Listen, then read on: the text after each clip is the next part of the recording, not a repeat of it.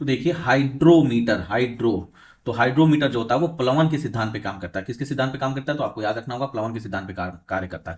तरल पदार्थों का अपेक्षिक घनत्व मापने के काम आता है। किस काम आता है? तरल पदार्थों का अपेक्षिक घनत्व मापने के काम आता है। जैसे लैक्टोमीटर जो हुआ, हाइड्रोमीटर के ही बेसिस पे बनता है, मतलब इसका मैकेनिज्म हाइड्रोमीटर के ही ऊपर है। और इस ये जो लैक्टोमीटर हुआ, विशिष्ट गुरुत्व हुआ, घनत्व आदि मापने के लिए हम लोग हाइड्रोमीटर का ही प्रयोग करते हैं। क्या करते हैं? हाइड्रोमीटर का ही प्रयोग किया जाता है। हाइड्रो याद रखिएगा, ड्रो जल की बात आ रही है, ड्रो।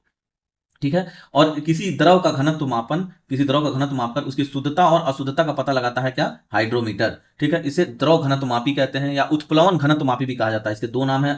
एक तो हाइड्रोमीटर आप सभी जानते हैं, इसे हम लोग द्रव घनत्व मापी भी कहते हैं। द्रव घनत्व मापी या उत्प्लवन घनत्व मापी, क्यों? क्योंकि ये प्लवन के सिद्धांत पे काम करता है, इसीलिए हम लोग उत्प्लवन घनत्व मापी भी कहते हैं।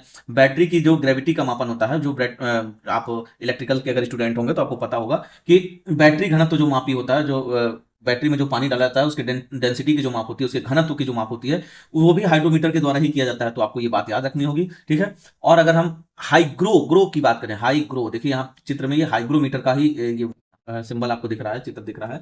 और ये हाइड्रो का ही वो है, ये मैकेनिज्म जो है वो हाइड्रोमीटर का है। और ये वाला जो मैकेनिज्म जिस पर भी मैं कलम चला रहा हूं, ये किसका है? हाइग्रोमीटर का। तो हम हाइग्रोमीटर की बात करते हैं। देखिए हाइग्रोमीटर, इसकी खोज लियोनार्डो दा विंची ने की थी। किसने की थी? लियोनार्डो दा विंची ने की थी। और हाइग्रोमीटर जो होता है हवा या गैस की आर्द्रता, देखिए आप ध्यान रखिए, हाइड्रो, ड्रो आया नहीं, जल आया, तो ड्रो जल के लिए और ग्रो गैस और हवा के लिए, गैस और हवा के लिए, किसके लिए? गैस और हवा के लिए। तो इतनी बात आप याद रखिए, हाइग्रोमीटर से हवा या गैस की आर्द्रता मापी जाती है। क्या मापी जाती है? आर्द्रता। यहां पे क्या मापा जाता था? अपेक्षिक घनत्व मापा जाता था। ठीक है। हम दोनों के बीच में अंतर बताते चल रहे हैं, इसको आप समझिएगा जरा।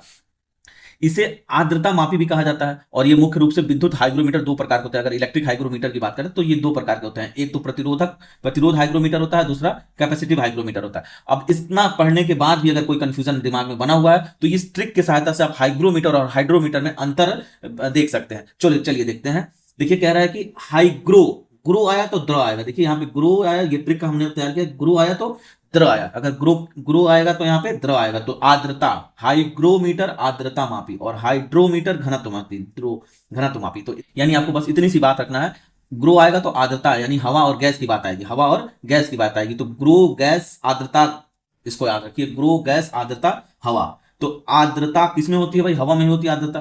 तो ग्रोमीटर आर्द्रता मापी और हाइड्रोमीटर घनत्व मापी, हाइड्रोमीटर घनत्व मापी। बस इस ट्रिक की सहायता से, एक दमदार ट्रिक है जिससे आप इसको तैयार रख सकते हैं। तो आप इसका रिवीजन करते रहिए। जय हिंद।